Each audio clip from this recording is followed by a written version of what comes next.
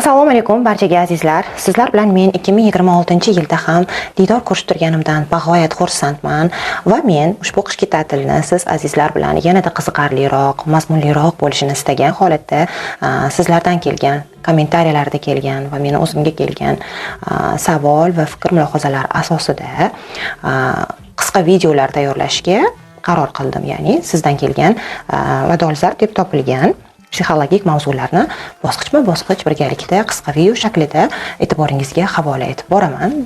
Darvoqe bizning Yomon qiz, ya'ni Why I'm in Love Bitches nomli asarimiz hali o'z yakuniga yetgani yo'q. Uning 5-qismini e'tiboringizga havola etdim va uning davomi hali bor. Uni ham kuzatishda davom eting. Ya'ni bizning Magnolia qizni hali bizga beradigan tavsiyalari oldinda.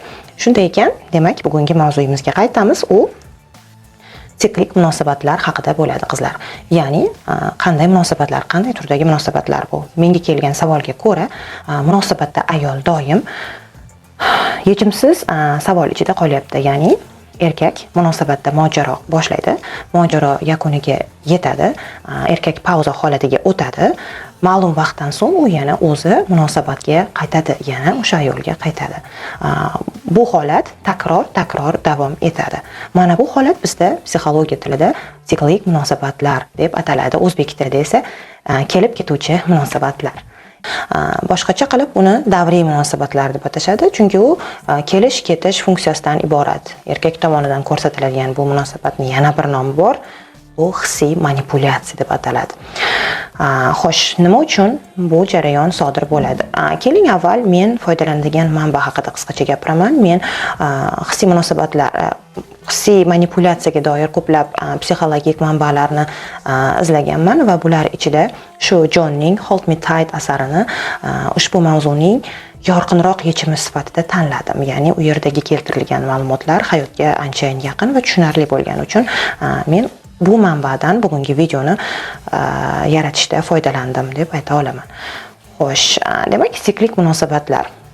Nima uchun bu munosabatlar paydo bo'ladi? Ya'ni bundan ko'zlangan maqsad nima erkak tomonidan?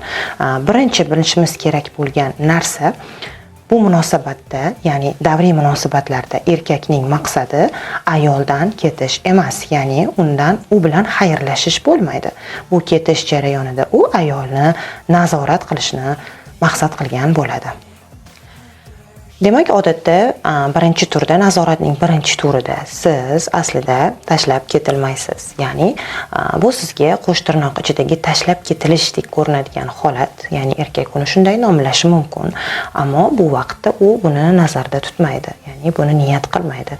Asl niyati u yerda sizni qo'sh tirnoq ichida jazolash. Ya'ni u ketgach siz o'zingizga savollar berasiz. Nima uchun, qayerda xato qildim? Va u qaytib kelganida esa siz yanada yumshoqroq, muloyimroq bo'lishga harakat qilasiz va erkakning ko'zlagan maqsadi ham aynan shu edi. Ya'ni u bu orqali maqsadiga erishadi. Va nazoratning ikkinchi maqsadi bu yerda mas'uliyatdan qochish bo'ladi. Ya'ni biroz xunuk eshitilsa-da, bizni xafa qilsa-da, bu holat ham mavjud. Ya'ni erkaklar ba'zilari, ayrimlari yoshligidanoq yuzaga kelgan muammoni o'zlari hal qilishga o'rganmaganliklari sababli doimiy ravishda tashqi yordam kuchlariga bu vaziyatda tayanganliklari sababli ular hayotda mojaroga duch kelishsa, odatda undan qochishni afzal bilishadi. Ya'ni bu vaqtda ham ular muammoni hal qilish o'rniga eshikni yopib chiqib ketishni afzal. Bu turdagi munosabatlarni faqatgina erkaklar uchun xos deb o'ylamang. Ya'ni bu turdagi munosabatlar, ya'ni siklik munosabatlarga moyil bo'lgan ayollar ham mavjud. Ya'ni ular juda yetarli munosabatda o'zi ketishni qaror qiladi. Oradan vaqt o'tgach yana o'zi qaytadi.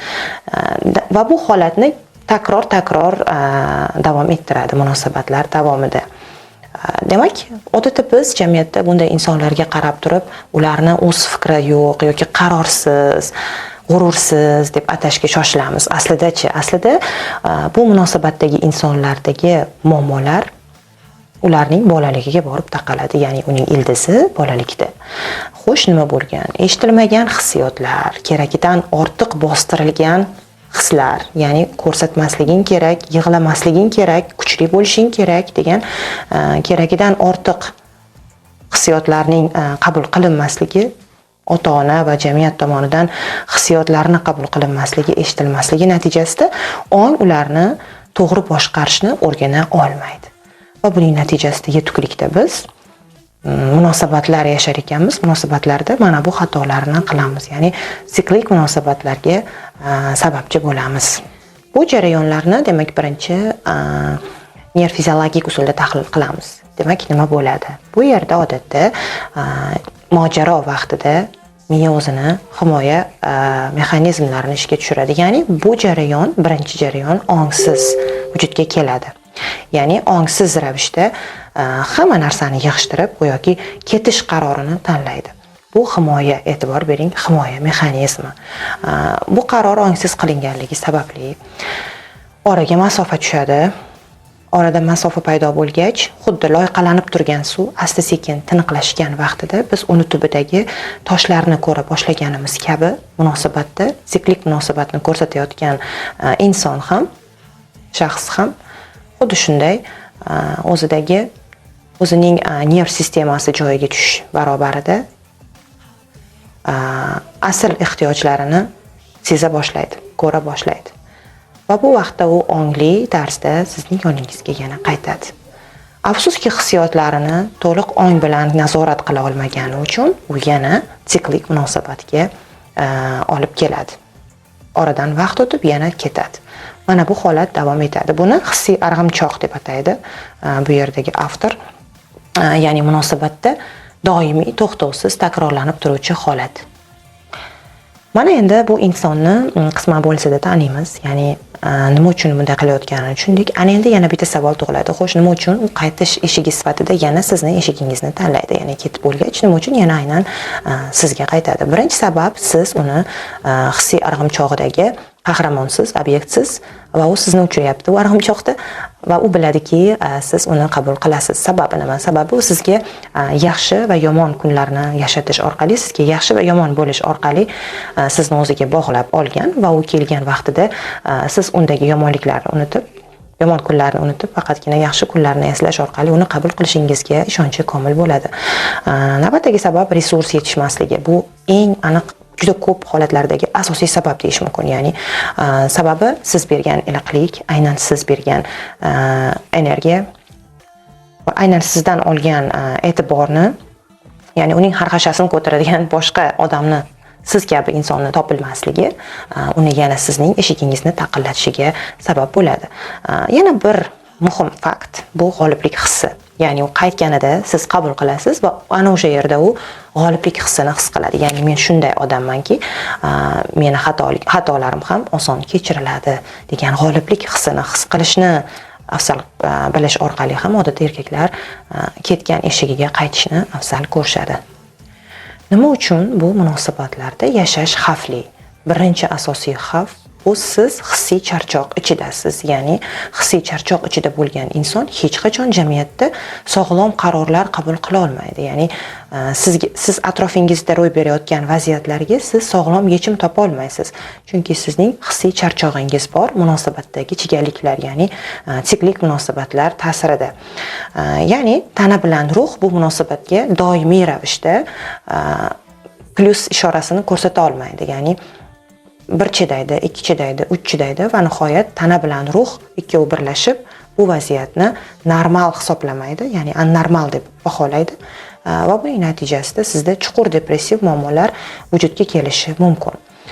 Va yana keyingi sababi, siz go'yoki, avtor shunday aytadi, qo'riqli bochka ustida o'tirgandek o'zingizni his qilasiz. Ya'ni bu juda ham xavfli holat hayot uchun. Hozir nima desam, u yana ketib qoladi. Nima deyishda ehtiyot bo'lishim kerak, nima qilishda ehtiyot bo'lishim kerak degan narsa sizni hissiy jihatdan nihoyatda charchatadi. Ana endi masalani yechimiga to'xtalamiz. Demak, siz bunday munosabat yashayotgan bo'lsangiz, siz nima qilishingiz kerak, nima qilmasligingiz kerak? Qanday qilib bu sikl ichidan chiqish mumkin? Bordiyu, siz erkak kishi bilan munosabatda ekansiz, bu vaziyatni, ya'ni bu o'yinni u to'xtatadi deb kutmang. Erkaklar bu o'yinni to'xtatmaydi. Chunki bu o'yin ular uchun juda ham qulay o'yin, ya'ni uning komfort zonasi bu. Bu o'yinni siz to'xtatmaysiz, to'xtata olmaysiz, shunchaki qoidani o'zgartirasiz qanday qilib. Demak, birinchi qoida. U ketaman deb po'pisa qilgan vaqtida qo'rquvlaringizni yenga biling. Ya'ni xotirjam ohangda tanlov seniki deb ayta olishingiz kerak. Bu yerda dramalarsiz, reaksiyalarsiz, turli xildagi janjallarsiz ko'rsatilgan sog'lom javob, avtor aytadi, tabiiyki insonni ongsiz harakatlanayotgan munosabatdagi sherigingizni ongli fikrlashga undaydi deydi. Ya'ni u yerda ketaman po'pisasi ongsiz bo'layotgan jarayonda, yana takrorlanayotgan jarayonda sizning xotirjam javobingiz uni ham ongli fikrlashga undashini aytadi.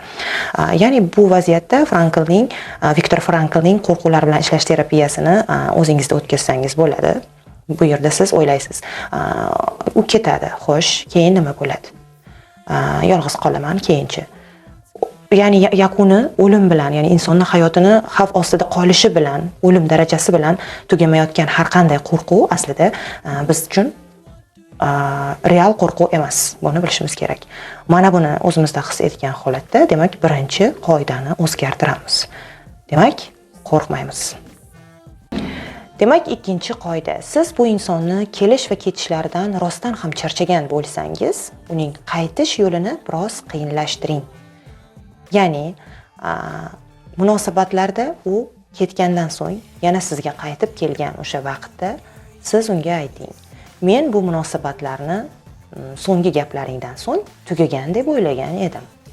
Ana endi sening qaytishing uchun jiddiy kafolatlar ko'rishni istayman" deb shart qo'yishdan qo'rqmang. Navbatdagi qoida bu yana o'sha shaxsiy chegaramiz. Ya'ni unga shaxsiy chegarani eslatasiz. Mening tuyg'ularim, munosabatga bo'lgan fikrim o'yinchoq emas.